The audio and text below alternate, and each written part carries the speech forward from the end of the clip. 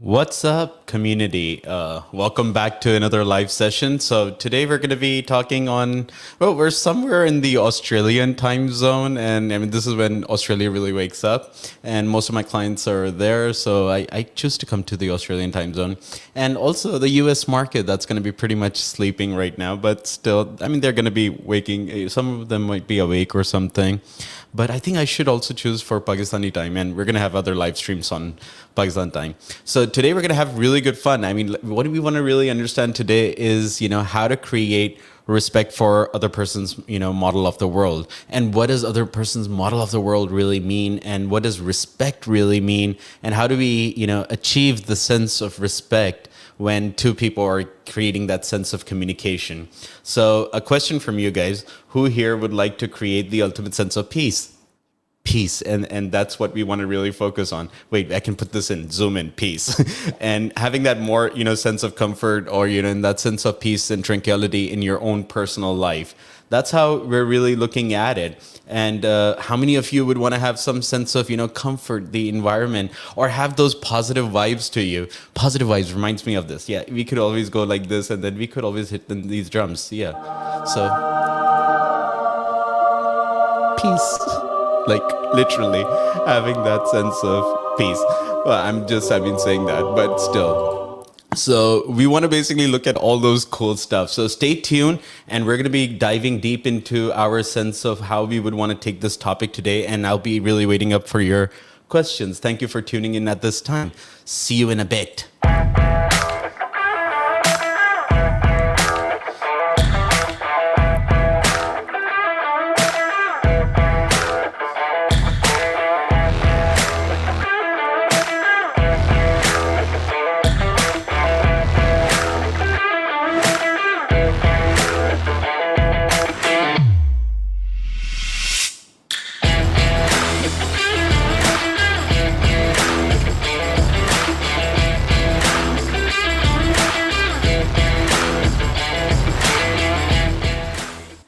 Good. So, well, today we're going to be talking about how to incorporate certain habits or beliefs that would basically empower us and get us that sense of peace and tranquility that we really require in our life. Now, one way is that I'm going to be sharing a lot of tips with you guys, right? So when I do share these tips, do make sure to practice them. No, wait, is the practice really the right word?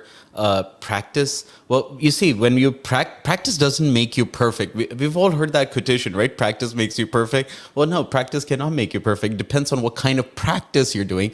Practice makes a habit, okay? So we're going to develop certain set of habits, but we want to have certain set of perfect habits, so that would require perfect practice. So how do we understand what does, respecting other person's model of the world really mean?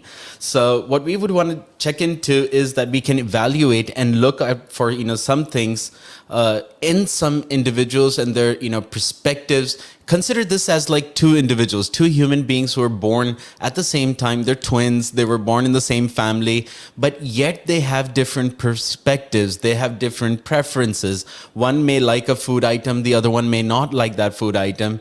And then that basically, initiates a conversation that every human being is different. And we want to keep that into account. Every human being is different. That's really, really important for us to understand, so that we can be able to create that sense of respect for other people, and also to be able to work around those perfect areas so that we could achieve that sense of respect for them.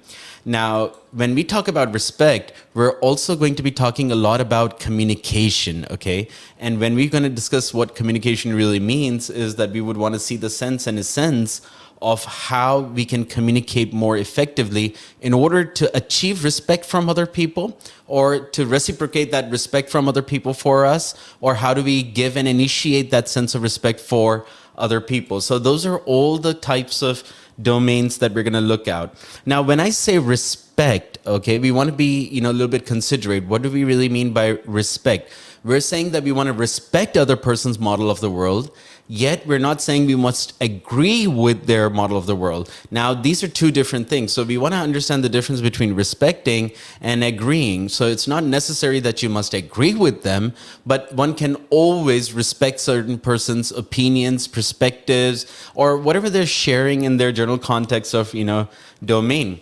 Now, respect, what is the opposite of respect? The opposite of respect is disrespect. And you must have all heard this word it's kind of like distance, disconnect, disrespect. I don't know if even that's a word right now to introduce, but that's what we want to basically avoid and create more sense of accountability and responsibility from our sense of N.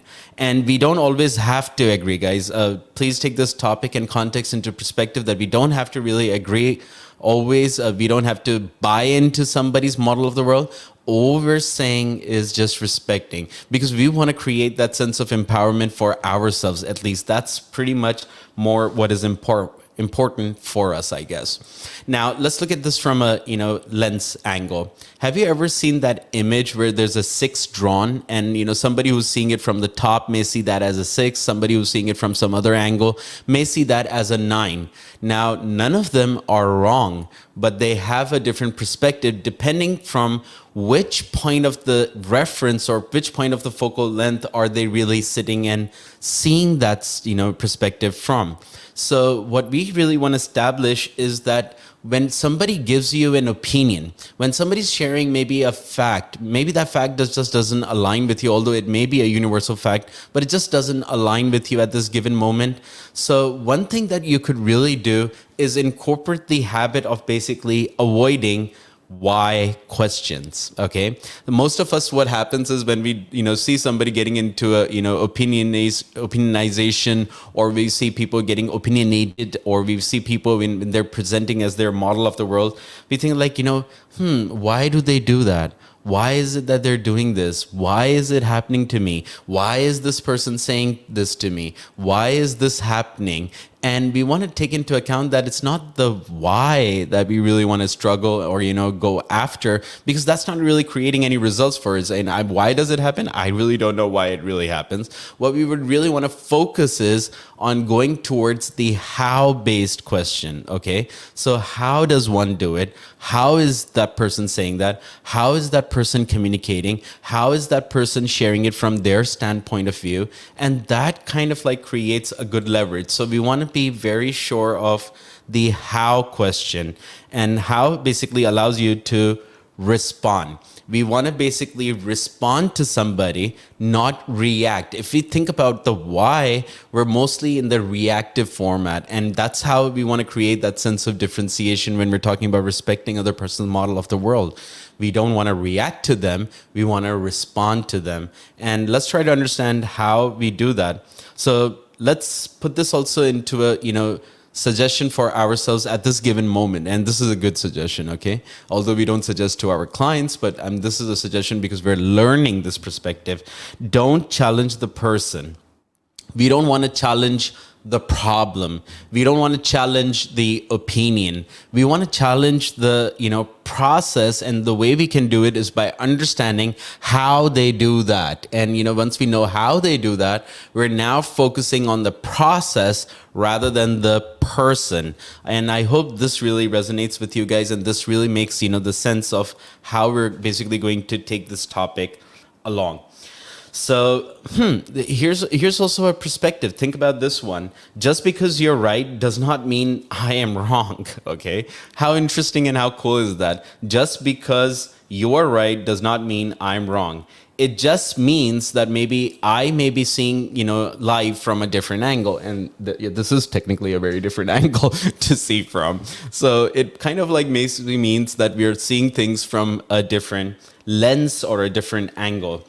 And when we're doing this also, we want to get into certain habituations of allowing us to allow that peace to come towards us also, right? And how do we allow that peace to come towards us? Now, that's basically called the cleansing process, okay? We go to the gym, we work out, and that's for our body. We basically pray, and that's a spiritual reckoning of our, sense how we cleanse our soul.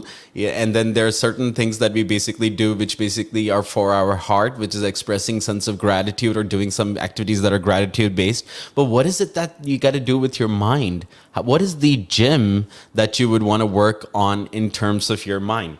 And that is basically, let's put it this way. When we're talking about, cleansing, ask yourself, when was the last time you cleansed your mind? When did you really work on, clearing your mind and thinking straight and thinking through? So that's a great perspective, because most of the time what really happens with individuals, they say, oh, well, basically, I can't forget that. I can't forgive him. I can't, let go of this. I think that's a really bad, comment that I got. And once we're doing all that with the other person's opinions or whatever the other person has shared, we're basically generating negative vibrations. And vibrations are important. So we manifest those negative vibrations. And when we do that, that basically is unnecessary for you all. And notice this, I'm just going to put this as a focus. That is totally unnecessary. And what we could do as an alternate is create positive vibrations. And positive vibrations would be by allowing ourselves with the how question. How does that person, know that this is the thing to be have said on this occasion or this moment? What does that person really mean? I mean, and that's a great, question. So you could have a little bit of what-based question, which allow you to respond more effectively rather than carrying out the negative vibrations within you, and you basically counteract the model. Now, also with this, understand this, these are two people in conversation. So think about your loved one. You talking to your dad, you talking to your mom, you talking to your, husband, you talking to your brother or sister, sibling. When you're communicating, this communication is taking place between two individuals. And when these two people are communicating with each other, each person, each individual is a unique, person or an existence, or it's basically each individual, let's say, has their own beliefs, has their own values, has their own attitude, has their own meta programs, or they may have their own sense of memories, how they store time or how they basically process time, or they may also have different, structures of basically how we would put it in terms of their upbringing. What was their sense of upbringing? How would they, brought up? So all those things define the structure of a person A. But also at the same time, the person B has a different set of values, has a different set of beliefs, has a different set of meta programs, has different sense of attitude, has different sense of upbringing. So these are two completely unique individuals trying to correspond with each other. Now, sometimes you resonate with the other person, and that's perfect. I mean, then we really don't have to put anything into practice. But what happens when we don't resonate with someone, or we are basically breaking sense of rapport, and we may have a conflict? And in that moment, we want to understand, well, it's okay. Maybe what somebody's shared is from their perspective, and we want to investigate the sense of perspective rather than get into the process. We want to understand the, process of how the person is doing it, rather than just out front reacting and rejecting and dejecting their thought process itself. So let's take some examples. Like, for example, if you ever travel to Japan, and this is one of the most common, example that I give to my graduates. And if you're a Muslim and you're belonging to Pakistan, we have a different way of greeting people, right? So I could start my seminar by saying, hey, assalamu alaikum, how are you guys doing? And that's my sense of greeting. But in Japan, people may just bow down and they may pay respect to you. So that would be like literally putting their head and, shoulders down in respect for you. Now, for certain people on the contrary side of, Islam may think, well, bowing down, in front of a person, that's so wrong, and without even thinking what the other person is really trying to process or how their cultures or their values are aligned, what we would upfront do, oh, that is wrong. We don't bow down in front of people. And what that does, it creates disparity between the two people, and they get into a sense of conflict. Now, instead of basically getting into conflict, what they could have alternatively done is by basically acknowledging the other person and saying, hey, sure, thank you. I got you, thank you for greeting me in your style. And this is how we greet in Islam. And we say, Assalamu alaikum. And that basically, allows space for the other person to understand your model of the world. And it creates more sense of how to basically appropriately respond rather than reacting into that particular phase. Isn't that really cool? I mean, very few basic tips and everything. Now, when does this really become necessary for coaches and, all those people who really want to become coaches? When you're going to have a lot of clients that are going to come in, clients are going to come with their own set of vulnerabilities, right? And they may have a very different set of beliefs. They may come from all set of cultures. They may come from different religious backgrounds. And while you're coaching them, you're not specializing in any religion at this given point. Your job as a coach is to help them to feel empowered. Now, that basically would mean that you as a coach take your job as a very responsible job. And with responsibility, you're responding rather than reacting. And you want to basically respect their model of the world. So I have a lot of people who are Christians and they come up and then they say, hey, Arslan, yeah, like Jesus says this. And I was like, yeah, I mean, there's nothing wrong in what Jesus has said. And we also equally believe in Jesus Christ and peace be upon him. And I, basically support them and I utilize. So the important aspect here is utilization. Utilize other person's model of the world in terms of building rapport and conjunction with them to having them to feel more empowered. So somebody, who could be a Hindu brother and may say, Lord Krishna says this. And I was like, yeah, that's true. And I mean, there isn't anything wrong in that. And you may basically, utilize that to help you in favor. And sure, if there's something that is against your belief system, so again, we're not really, accepting it. We're just basically, respecting it. It was like, thank you for sharing that. Yeah. And as in my example, here's one more example, and you can share an example from your side. So that's mutually consented, and that helps the client to feel at a more pace, and helps them to get over their sense of vulnerability. Let's take this a notch up. Now, for example, most of my clients that I do also work with are from the LGBTQ community. And they're also sometimes, asexual. They may be also coming from backgrounds such as, we can say intersex. So they may have a various, set of backgrounds that they may come back, and they may be sharing their vulnerabilities. Now, when they talk to you, they're talking to you in a sense of confidence, because that's the confidentiality you have signed with your client. Or you may let them know that, I will never take a coaching client who may fall in that group. But if you have, I think it's great to learn from these individuals and what basically may be causing, the sense of disempowerment for them, so that you can leverage more support to them, right?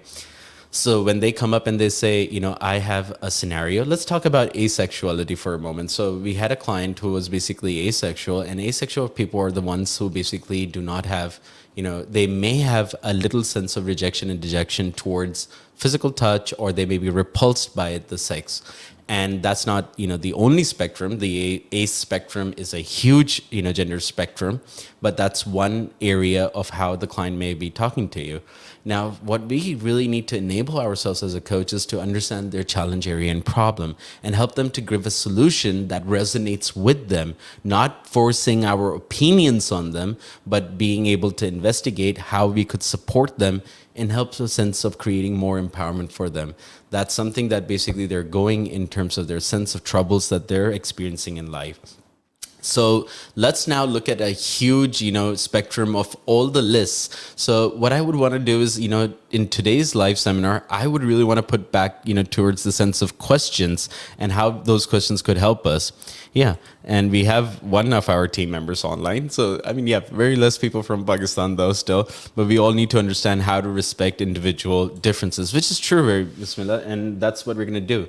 So here are some quick tips to establish that sense of respect. How do you credibly, work around establishing the sense of respect for your clients, and how do you basically work forward towards them? So I'm going to give you a whole itinerary and a whole list, and hope you guys can tune to this. And this is where you take your notes down. So you can basically put down everything that you would want to know and basically note and record for your sense of empowerment, for you to basically work around how to establish that more respect. So the first one is be yourself. Respecting other person's model of the world does not mean change yourself, right? So be yourself, appreciate, love the contentment in the sense that you are you. So when I'm on live streaming, I don't want to really fake as to, who else would be live streaming like. I would want to create my own sense of live streams, and I would want to act naturally there. That's who I am, and that's who you are. And I would want you to maintain that sense of being yourself. So respecting does not mean change your way of being. you can still be yourself and still gain the sense of respect from other people. The other quick tip is listen. Listening is important. I mean, when somebody's talking to you, give that sense of ear to them. Be open to listening to them, how things are shaping for them, what are they trying to express. And most of the times, how many of you think about this in your own mind? Has that ever happened that, when somebody's saying something and even in between you just get the answer unconsciously? And sure, you have that answer, but hold that. We want to really, more than the answer, we want to understand the perspective that the other person is sharing. And that's true respect. That's paying tribute and respect to other person by actively just listening to them at that moment. And that diffuses also what other person may have to say in terms of aggression. And when you listen to them quietly, they're like, this person isn't reacting. He's listening to me. And they feel more respected in that particular domain. And you also start feeling a little bit calmer. You give yourself a more space. It's like about taking a little time dose off where you can give that space to the other person. Do not interrupt. And we don't really want to do that, ever. When you interrupt somebody, that's not called respecting other person's model of the world. That's invading their privacy space, or personal space. And we want to basically make sure that we're not at least interrupting them. Wait for your turn, and keep the hurtful thoughts to yourself. Right? You may keep them in your mind, or it's best that you don't even really come up with those hurtful thoughts, because it's important that you're working towards the sense of respecting other person's model of the world. Now, sometimes what happens, people do say harsh things. And here's an example of it. Somebody may say, Arslan, you know what? I don't like your smile. And I'll look at them and I'll say, oh, okay, that's interesting. And that's all I say. But, how do I practice this? Before, sometime when I didn't have that sense of practicing about how to stay in pace with myself, I would have said, well, yeah, I like you, I respect you, and I don't give a shit about what you think. But then what I did is slowly and gradually, I habituated myself of saying, I don't give a shit in my mind. So I would say, I like you and I respect you. But then I go calm, and then I go like, don't, and I murmur that inside my head. That's one way of building that competency. And slowly and gradually, what you can say is just look at them and give them a smile and say, I'm sorry if my smile offends you. I didn't really mean it that way. And that helps you to build that sense of respect with your clients. And I don't know what they could be disrespectful to you about, but this is how you hold that space for them. Maintain a smile, but a pleasant smile. I mean, there's a huge difference if I look at you like this, and there's a huge difference if I'm like, and that's a very awkward way of putting that smile up. So smile, and that's a really nice gesture. And you're nodding, you're listening to them. That gives a good gesture of how you're basically working with them. Be punctual. Now, respecting other person's model of the world is also being punctual. So if you have basically committed to someone that you want to reach on time, you do make sure that you're on time. And that's how you basically develop that sense of respect. People who are not punctual, or who do not basically adhere to sense of time, and they disrespect time, would always end up with basically not working out on their sense. Now, let me give you a sense. I was with my dad, and we had certain challenging propositions with each other. And I noticed that most of it would, do more with the time differences. So when I would commit a time, I would not land up there. And then no matter what he said, it just didn't resonate with me. And whatever he said didn't just resonate with me. It was also because we just ended the element of basically not wanting to hear each other. But had we respected the sense of time, we would take more time to listen, and we would take more time to basically adhere to what they're actually saying, tuning into what they're saying, and actually responding and not reacting. That really, really helps to respect other person's model of the world. Now, paying a compliment. How tough is that? Dude, I mean, like paying a compliment. Good job. Awesome work. Great. I'm glad that at least you came up with this scenario. I'm glad that you at least thought about this. I'm glad that you at least, worked around this particular area for yourself. And these are small acknowledgments that help you to build that sense of respect between two individuals. It diffuses the other person also. If they want to really actively come up with a criticism, it diffuses them and helps them to also get into a more positive, relaxed state. Now, but be genuine with it. I mean, you don't want to just basically, give them a compliment just for the heck of sense of compliment, but there's everything that you could appreciate. See, be the person that appreciates the other person. And that's really fabulous, right? I mean, be a person that inspires and, motivates and moves and influences other people. And that's how the guy you should be. If you can see beauty in everything, if you can take positivity from every single thing, that's only going to hold you to become more peaceful and calm internally. Does that resonate with everyone? And that's a great skill set or a habit to basically develop on. And yeah, be sincere and authentic in doing so, right? So do what you have committed to, and yeah, get rid of sarcasm, guys. I mean, sarcasm has really never served people. The only two times when no, not even two, maybe one time, the only time when there's an exception to the rule of sarcasm, if you're a stand-up comedian, okay? And then, okay, fine, sarcasm would be just really fine. But you really don't want to, give them a sarcasm. Even if you receive a sarcasm, listen to it and maybe just understand that they're doing it out of their sense of habituation. When you can have some habits, doesn't everybody have certain habits that are negative as well? Well, the other person could also have certain habits and they may be pretty much negative in their nature, but sometimes people don't mean it. It may have been also accidental. How many times in sense you may have said something which may have seemed like to be a sarcasm, but you didn't mean it? Yeah. Anybody gets that? And that could be also really important for you to holding the space over on that side. So be positive, say words like thank you. And I have created a huge lift for you, and don't laugh at them. And this is also really important. Most people don't know when to really laugh. And so you don't want to laugh at them. You want to laugh along with them. Does that make sense? So you're basically joining them in the journey of basically smiling and laughing through with them, but not laughing on them. No matter how absurd a thing that they may say, that basically comes into sense of sarcasm. So we want to get rid of that habit. That develops high sense of respect for individual. Don't gossip, backbiting. That's one of the worst things that you could ever do. One thing that you would really want to get out of your system if you want to feel empowered and have more resonating conversations and relationships in your life is get rid of sense of backbiting and, basically gossiping. Every time I get a call from some of my friends, I get calls from some of my industry members, or maybe sometimes I'm getting a call from some other people, and they may be going through lot of challenges, and they may come up to me and they say, Arslan, here's the thing, pata hai phala aise karta, somebody else was doing this, somebody else was doing that. And at that very moment, I do listen to them, but then I also take my time to letting them know that, listen, it's okay. Thank you for sharing this.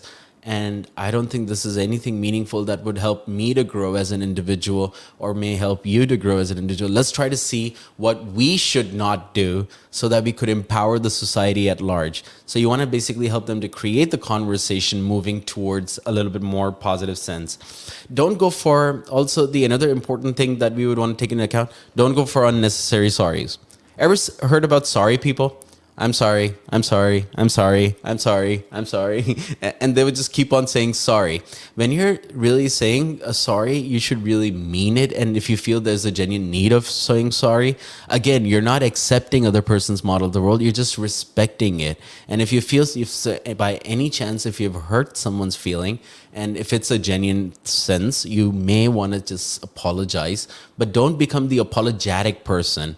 Most people go into a sense of apologies. They try to basically act as if they're super nice guy. People do have a tendency, and some people are really nice guys, okay? I'm not going to deny that. People are really, really nice. And sometimes being that nice, gets the other person to take you for granted. Yeah. And they don't hold any meaning to when you say sorry. So when you say, I'm going to reach on time, you reach on time. If you don't reach on time, people won't take you for that word. If you just say sorry for no reason, people won't hold you that sorry as a, something of sense of respect. So we want to basically work around that area as well.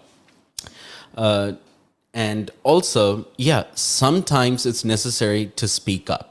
And that's basically in conjunction of supporting someone. If you see that somebody else is being, triggered by, a sense of dialogue that other people are doing, do stand up for other people, sure, but you cannot stand up for the whole society. Do make sure where you can stand up to that stance and allow the other person to, just respond to them in a very positive, kind gesture so that they understand where they are wrong. And sometimes it's okay to let people know when they're wrong. Here's here's an important factor. I mean, like, for example, there's certain things that we don't really talk about in our community. I remember when I was a trainer and I had to go to this for training, seminar, and I accidentally had my, sense of, my fly, my zip that was kind of like open. And God, I was so embarrassed. I did the entire training session. I, held my face like, oh my goodness. And I had to notice it myself. And at that day, the audience was really laughing like crazy. And now I know why they were laughing. I mean, it was not that I was funny, but it was just basically my zip was open. And it felt so bad. And I felt that I wish somebody had just come and told me. I mean, and, most people don't do that. Have you ever experienced something where somebody's, you're going through a very big mess and we just don't let them know? For example, imagine, some friend of yours sitting next to you and they have this really bad odor and we don't tell them. And we're acting to be kind to them. Well, you're not being kind to them. You may want to inform them. You might want to respond in, eloquence so that they understand that they may want to create a change in their behavior. So sure, yes, stand up. And that's basically also that generates a high sense of respect. They may thank you for something that you could, advise them or do something, very positive for them. So yeah, that's how we're looking at all the examples of sense of how to create that respect. Now, one other question that I really get, and we want to basically also work around that, that's called, that's a sense of how to deal with insults.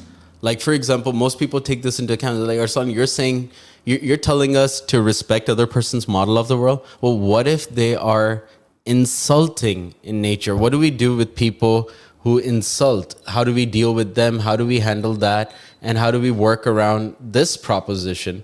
Well, that's pretty much easy. There's a very big difference between people who are insulting you and people who are genuinely sharing their opinion about, certain model of the world that they have. And these are two completely different factors. So insults are disrespecting someone, and they are there. Now, why do people insult? So if somebody has a toxic person, in their surrounding, and most, my audience asks me, Arslan, how can we work around people who are insultive, and how do we get away with that, sense of area? Well, before you do so, let's first understand what's the dynamics of why do people insult us. And if you understand that, you see, we're going towards understanding the other, side of the equation. That will help us to shape more concrete sense of answers. So why people insult? Well, number one thing is it could be basically sense of, insecurity. People, insult you sometimes because they have their sense of insecurities. They don't, feel good about maybe themselves. They have a high sense of low self-esteem for themselves. And maybe they're feeling so vulnerable that they're taking their cry for help and they're shifting it on to you. So it may come from a position of insecurity, and that's why they're being insultive in that sense. Now, if you understand that, then you could really help them where it's really required. And that's to help them feel a little bit more significant. They're not really voicing it out to technically insult you. They just may have no strategy to express their cry for help. The other area from where the insult, emerges is basically something that we call jealousy. Has anybody ever heard about jealousy? So most people are insultive in their, sense because they're, jealous. And what is now sense of jealousy? Well, sometimes some people may, envy you, or they may envy their surrounding environment. And that also happens because of the American dream concept. When people watch Netflix, they kind of like see, how every teenage girl has a boyfriend, how everybody has a super luxurious car. And when they envy that a lot and they form that sense of jealousy, so sometimes when they see you also doing more than them in their life, they may be insulted. Now, don't get them wrong. So sometimes maybe insult is not out of, their sense of wanting to hurt your feelings, but it's basically they're hurt themselves and they may be feeling jealous at that, given point. Take it from your own perspective. Have we also, have been envious of something and we've been jealous of somebody, and we may have said or done something out of, out of mistake or out of, let's say ignorance of, how to basically communicate our feelings to someone. So don't worry about that. Sometimes insults are, leading or coming from the ground of jealousy. And sometimes it just only comes from lack of awareness or understanding. Most of our clients, may just not know, or they may have not understood you. They may not have basically, they lack sense of awareness how to deal with that situation. And they may have just, said what they said. So that's how it goes. Here's a good example for you. So once I was, going into so I have my saloon, and I go there and I get, sometimes I get my manicure, pedicure done. And all of a sudden there was, a very religious couple. They brought their son over and they said, well, why don't you get your manicure done? And so there was a female who was attending to his, manicure and pedicure. And the child somewhat responded. He says, isn't this wrong? क्या आप गलत नहीं कर रहे? And the girl felt so insulted at that moment. I mean, imagine this. I mean, if somebody was doing that as a profession and they were told like this, how much guilty would they really feel? But understanding also from the perspective that that child didn't really understand the dynamics at that point. He saw a religious, fashion that basically was existing in his home, which, yeah, in first place, he shouldn't have even been there. The parents shouldn't have brought him in the wrong environment. But it was basically because of lack of awareness or lack of understanding. And, then I had, since I was just there, I just jumped in and I moderated it so that neither the child feels bad. They understand a little bit more. They, get more sense of awareness. And the female who was attending to that child also didn't feel, insulted or disrespectful. And I converted it into a situation where it was just a win-win for all of us that were sitting over there, bringing out the awkward and making it to more sense of positive. But you should know why people may seem insulted. Mostly they're not insulting. They just may not have sense of awareness or understanding. Think about that. Put me into the comments, about if you have ever been in situations like that. And I would be really happy to respond and reply to all of them. Sometimes people also insult you, and why they insult is because they may love you too much. Holy crap. I mean, imagine that. Would some people love you too much? Isn't that, like a dichotomy? Like, for example, they're so fond of you. They may, just basically go into the sense of like teasing you, or they may, go into the sense of like, it's basically something that we call playful teasing. And some people do that because they love you just too much. And that's also very important for you all to understand how to basically, not to react on them, but rather to respond and understand their position of where that insult is really coming from. Maybe it's not an insult. Maybe it's just that they love you too much. And then it's like, aaj bahut, one of the common ones that I get from my clients, usne mujhe fala ne mujhe mota bol diya. Like, they called me fat, they called me ugly. They say, yeah, I've got these wrinkles on my eyes. Well, they really weren't really disrespecting you or insulting you. Maybe they just have a lot of love and passion for you. They just went overboard with giving you too much of feedback. So if you understand that from the other person's perspective, that's really, really useful. The fifth reason why people may seem to be insulting is because they hold on to expectations.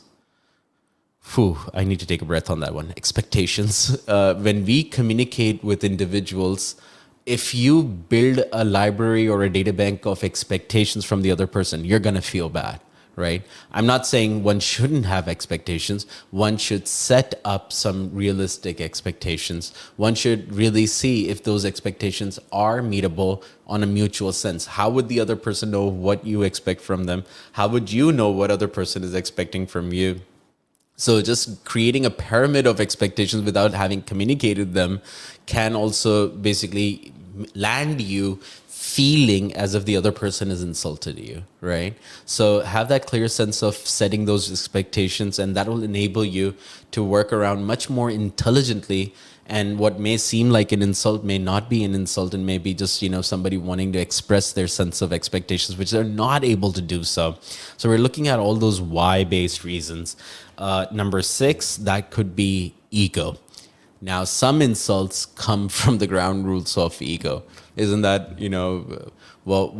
some people may go into a sense of their ego, or they want to defend their position or disposition. And at that time, their ego may come in between. It's not conscious, it's very unconscious. And sometimes I just want to respect those people and their model of the world. For example, if you take the example, I'm going to take a little bit religious example so that you guys understand this a little bit much more better. For example, Prophet Muhammad Sallallahu Alaihi Wasallam, or Muhammad, peace be upon him, when he was going towards, dawa, which is inviting the call for, coming towards Islam, he wouldn't go like, this is halal, this is haram, this is right, this is wrong, this is right, this is wrong. He would first come into terms of commonality. If you really understand the structure of call for, to a certain religion, you first find out and figure out the commonalities. And that's really amazing. But most of the people nowadays, and not most, but some, only few, and that's basically, dimming the entire, that puts up a bad impression on the entire industry, which shouldn't be the case. But some people, if you've seen, they go and they argue. And what are the arguments around?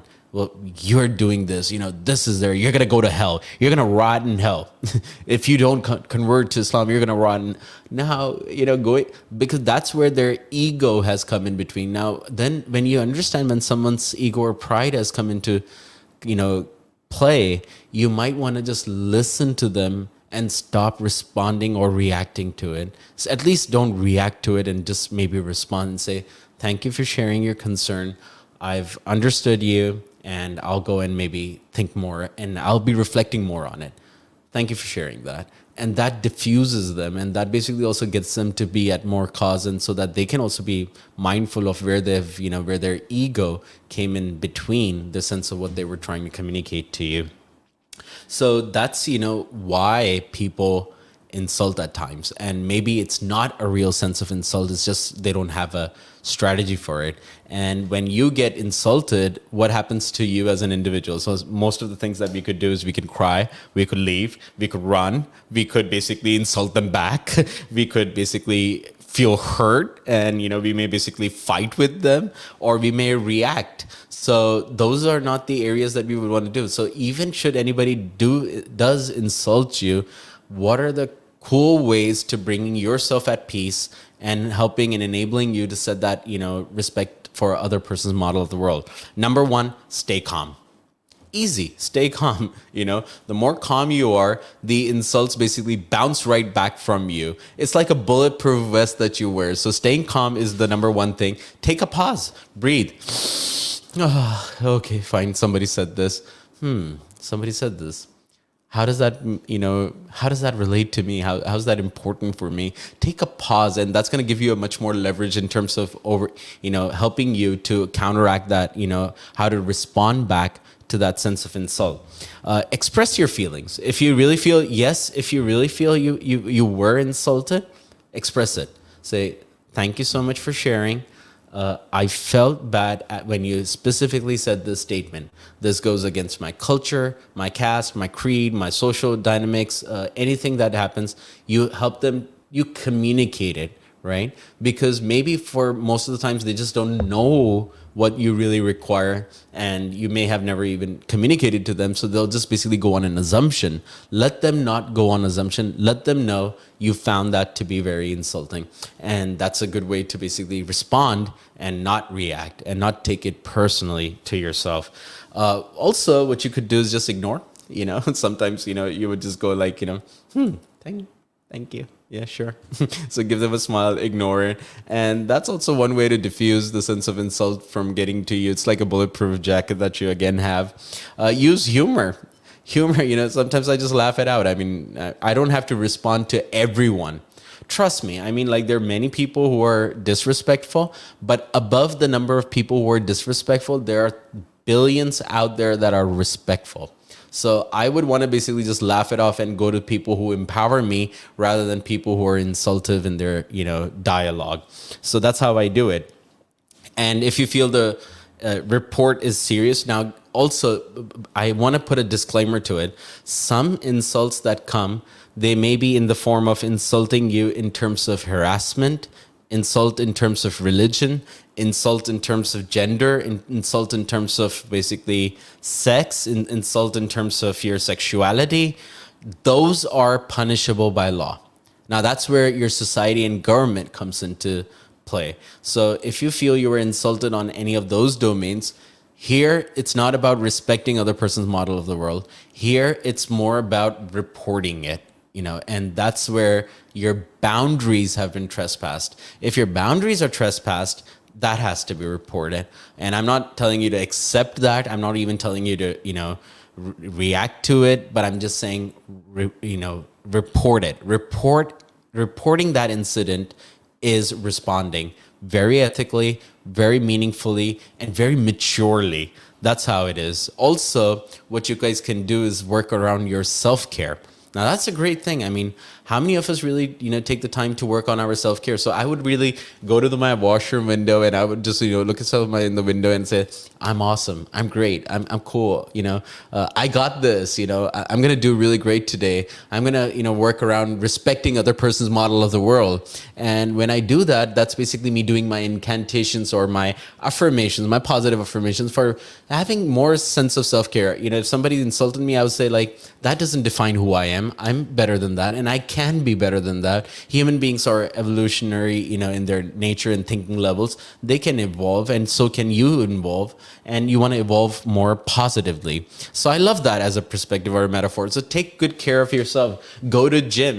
When you're working out, you're exercising, you're not, basically sad, or you don't take those things out. I don't think in the gym while I'm running, oh, somebody insulted me. No, I'm just working out. So that's basically detaching yourself from the other outer world, so you could respond and take care more of your inner self while you're, if you have a lot of people who are insultive around you. That's one good way. And the other way of self-care would be document yourself. That's also really great. So what I do is, I think about all my relatives. That's an important part. Anybody who's got friends, family, relatives who basically are sometimes insultive. So what I do is I write their insults down and I think and ponder upon them. I say like, well, what is it that, how are they, saying this? What are they really saying? What are they trying to communicate? And I design intelligent responses beforehand, because people usually who are insultive have very limited tools to insult you. Does that make sense? Because it's a competency that requires, very safe. If you see one insult and compare it to the next insult, they're pretty much same in nature. So maybe pre-planning about it, how to respond more intelligently, would give you that edge to get away from it and not to hurt yourself. My objective of putting this, thing is that how you could basically work more towards overcoming those sense of insultives.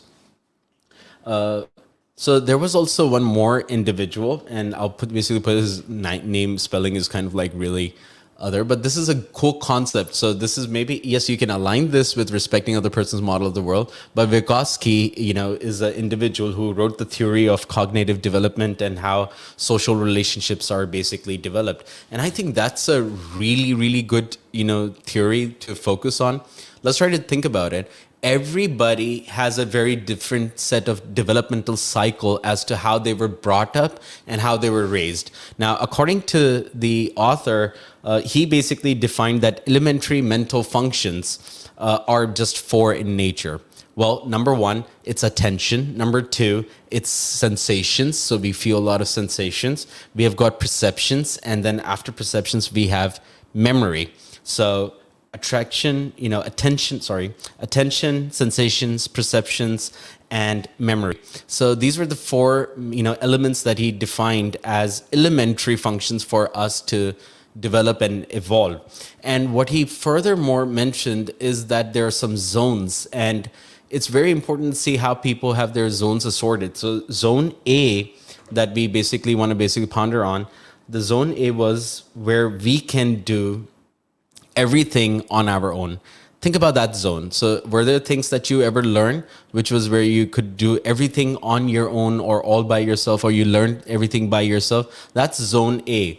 But then zone B also exists. So that is what we can do to help others, or what we achieve in terms of having external help from others, and how do we evolve in that? And then there's the third zone, which is beyond our reach. And, it's something that we led to a sense of, expectations as to how we would want to develop ourselves, or what is far-sighted, or as to what we want to aspire for. So all those can come into that zone. Now, think about mom and dad. Now, mom and dad had two children. For example, let's just take this as a hypothetical example. One was a boy and one was a girl. Now, as their, zones were developed, there were certain things that the child can do on their own. So when a child is born, what are the things that they can do on their own? well, they could, basically they know how to cry for feed. So they would ask for food whenever they're hungry. That's something they can, they can poop, they can pee. These are some of the natural autonomous functions that they operate in their own zones. And then, yes, they want to do a lot of muscle movements of, getting attention and trying. They don't really know why they're making those movements, but they're just getting to awareness. So that's on their own and in their own zone. So a boy and a girl develop naturally in those zones. But after that zone, then what happens? A boy, and this is not, it's a generalization, but I'm just taking this so that you can explain you this point. Now, then what happens is there's a boy, and the boy basically is perceived by the family members, and this is a generalization again, that he's the active male member and a dominant member and has to be trained on how to handle the society and work as a boy, has to be a man, right? And so the external help that he gets is the father's helping him to, help him to walk. He's getting more attention. He's going into more laps. He's being taken to different environments. He's been taken out into car, mosques, churches. So that's how the boy is evolving in his zone where he's getting the external help. Now, whereas the girl, on the other hand, let's say the family, as a generalization, decided the girl is somebody who's to be at home, which is not right and it's not true, but this is a generalization that some homes hold, and you guys are aware of that. So this is a girl has to be at home, so she gets a limited exposure. Her help is basically taking her to the kitchen, to the how to dress up really well. The boy has the zone of blue, the girl has the zone of pink, and as they grow, of course, they're going to be inspired by their zones of who they want to be basically venturing out to. But then, the concept of respecting other person's model of the world comes into play when these two individuals face the society. So when one girl goes to the other girl and says, yeah, women should be working. Women go out and they work and they take active responsibility. And the other girl is like, you're absurd. I mean, that doesn't really happen. Girls have to stay back at home. They need to cook. They need to, take care of the family unit. And then two people would again get into conflict. And one girl could say, how backward is she? Well, she's not backward. She had a zone of upbringing, and her elementary mental functions of basically seeing how attention worked for her was different. How she perceived sensations were quite different. How she perceived, perception, her perception was shaped a little bit differently. Her memory of how she grew up was quite different to yours. And here, this is not about somebody disrespecting your model of the world, but have an understanding of how they do what they do. Maybe it's their beliefs, values, and all their cultural associations that come into play of how people talk and communicate in the society. So there's no such thing as someone being backward or forward, somebody being reluctant or fundamentalist. It's about how they've grown or nurtured into their sense of zones, and they're gonna respond from that, equation. So all I'm saying, don't accept it, but at least respect it, because then you get the leverage to helping them to lead to a empowering state. If you don't get into a mutual consideration, well, then you can't lead them. And you can basically, help them to create that sense of empowerment that maybe they are looking forward to, which could have been established if we just only had that sense of respect for each other. Isn't that really helpful? I think it's a really good tool. I'll put the link to that in our description so you guys can, maybe work around this, or maybe I could have an extensive video on this, sense of concept as well. And now let's go to one of our third sections, because that's also important. And I want to really cover points over there too. So what we want to also look at is, and most people ask me this question, Arslan, okay, fine. So we got it. Now we understand something. We understand how to respect other person's model of the world. We understand what respect is. We know what insults are and how we could bifurcate insults into why people insult sometimes, and how could we respond back, much more effectively to those insults. We got that all. But what about if we have a family member or a close loved relationship, or relationship that we're into, or maybe somebody that we love and appreciate in our surrounding? What if they are narcissistic, or maybe they're bullies?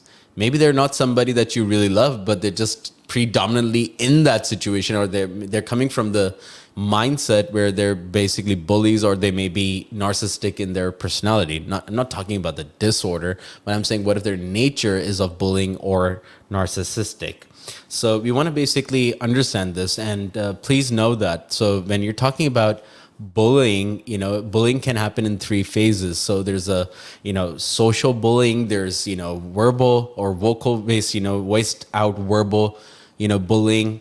And there is also what we call physical bullying. So we want to be very careful of all these three attributes. And if there's anything that basically falls under, physical bullying, please report this. Again, bullying is serious, or that narcissistic approach where people become physical with you, that has to be, noted, that has to be reported. And that's basically for your own safety. Please work around these concepts and areas. And I'm going to basically share a few more things. What I want you to do is make sure that you don't, above everything else, don't ignore this. Please, please, please do not ignore this. This is not something that has to be ignored. And it's not okay for somebody to bully you. It's not okay for a narcissistic to hijack your personal space and intrude into your boundaries. There, the concept of respecting other person's model of the world does not really work around. What has to be done is reporting it. Stand up against it. If you feel that anybody is, bullying someone, become that support agent in their life and stand up to it. When you stand up to a bully and narcissist, you have to let them know, get them. So this is really important. Again, as a pointer number 3, after standing up against them, is also letting them know when they're wrong. Every bully and narcissist, person who displays that kind of a trait should be, made to hold accountable and should be, told that what they're doing is wrong, so that they have more sense of creative, actions, how they could, basically develop their own sense of, basically becoming empowering, or maybe they understand from it, maybe. I don't know. But it has to be told. When something is wrong, and you got to let them know. That's nothing to do with how we would want to talk around respecting other person's model of the world.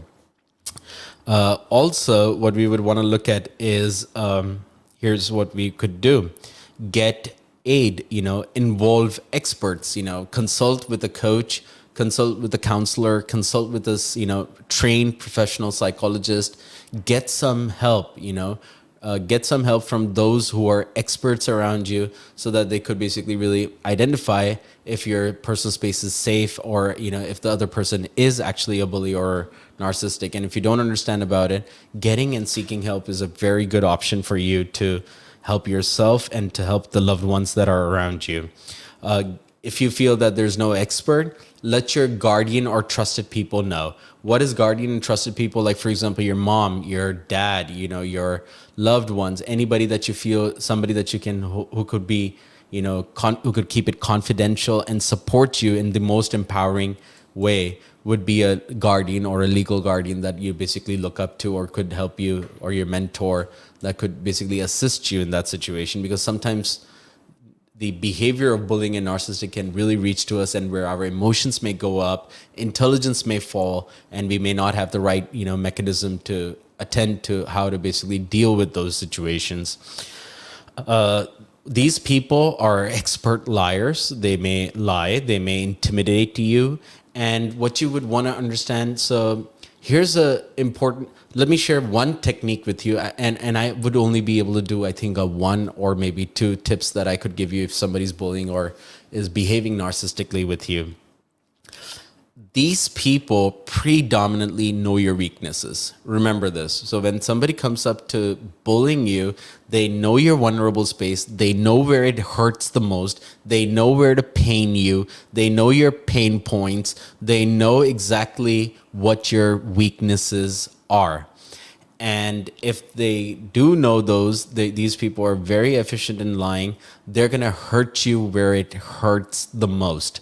Remember this. That's one of their character tastes, that they basically position, how they basically pose themselves in the society. And should that happen, they will only have one required objective. And that's because of their very, their sense of, they don't want to feel, there's so much insecurity inside them. This is always about them. It's always about, so the narcissistic and bully could be like me. And that's how they kind of like act and react in society. So one thing that they're going to do is they would always want to put you down. Always. They're going to put you down. And as soon as they do so, what you could do is get ahead of them. Don't give them food to fuel their narcissistic and bullying, behavior. So never ever allow to feed on them. So if at a mild level, if somebody's verbally, bullying you, you stand tall, look it to them, in the eyes length and say, yeah, sure. And if somebody's say, like, for example, you're ugly. Well, okay, thank you so much. Yeah, I know. And don't allow to get yourself to feel bad about it, because if you start feeling bad the moment you cry, oh, don't say this to me, then they feel even more empowered, and then they're going to do it even more. So that's what fuels them, actually. And I hope that basically helps them. So do not ever feed them. You want to basically make sure that you stay away from such people. You're able to get rid of those narcissistic behaviors. Hi, Hena Usman, and thank you for being totally there just for our streams and always being present. Bismillah is also always there in terms of our support. So if you guys have any questions around this, or if you would want to add in certain areas of this, these are some very quick tools and techniques. So we've covered about 3 domains in total. Number 1, the domain about respecting other person's model of the world. Number 2, how to deal with insults, and maybe sometimes insults are not insults and they may be just, outburst cry of, they not knowing how to communicate with you. And sometimes, yes, there are insults. So how do you work around them? How could you keep yourself safe and present? And the last topic that we discussed, well, that's basically about people who are bullies or have a tendency to be narcissistic in their personality, and how to keep yourself safe, right? Also, so I promised you that I'm going to give you one more tool other than not to feed them and the narcissists and bullies. There is one more way, and that is and that's only for people who are in your family and their loved ones, is by setting safe boundaries.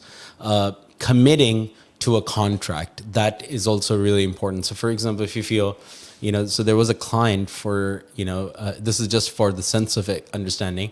So there was a brother and then there was a sister. And let's say the sister was really narcissistic in her personality. So the brother basically communicated very crystal clear, listen, if I find this behavior of yours, I'm going to walk out of that space. So what they did is that they distance, or they basically isolated from, and they explained the contract really well. These are going to be terms and conditions. This is the boundary. Please don't cross that. Set your boundaries straight and forward. I had many other clients, who said that, well, one of my brother is a really narcissistic. How do I work around it? He doesn't allow me to go out to do job. He doesn't allow me to, work and operate in society. What do I really do? And I said, well, first of all, find a job to secure for yourself. And as soon as possible, you can move out of that space, because you don't want to end up hurting yourself. And you would want to report this if it's any way, in any nature. If it's physical, you got to really report that, or at least establish your own safe space where you could do things on your own, where you're empowered to live the life in respect and in accordance to your sense of boundaries. So that's all for our today's stream. We've been there for about an hour and 5 minutes. Hope you like this topic. We're going to come back tomorrow with a few more streams. I think I'm going to be streaming every alternate day, or maybe every, after every 3 days, 2 days, or 1 day. Depends on my time and schedule and how my trainings are rolled out. But I'll be sure to bring in some content that basically could serve more value for you. Meanwhile, if you guys are there, this is important, guys. Do please, check out our feeds, subscribe, and also hit that bell icon on our YouTube channels, because that'll allow us to know that you're present with us, you're working with us, and it also gives us more meaning about what kind of content do you appreciate and what kind of content maybe do you want. So do be sure to also put your comments down, and as you've noticed that I do respond to all those comments. For now, signing off. Thank you guys so much for joining into the stream. See you guys soon, maybe? That's how it is. I mean, every single day, every alternate day, I would really love to come online. This is a beautiful way that I could build my community, how I could serve you guys, and how I could bring topics that are more meaningful for you to create the empowerment you need. Take care. Arslan Larik signing off.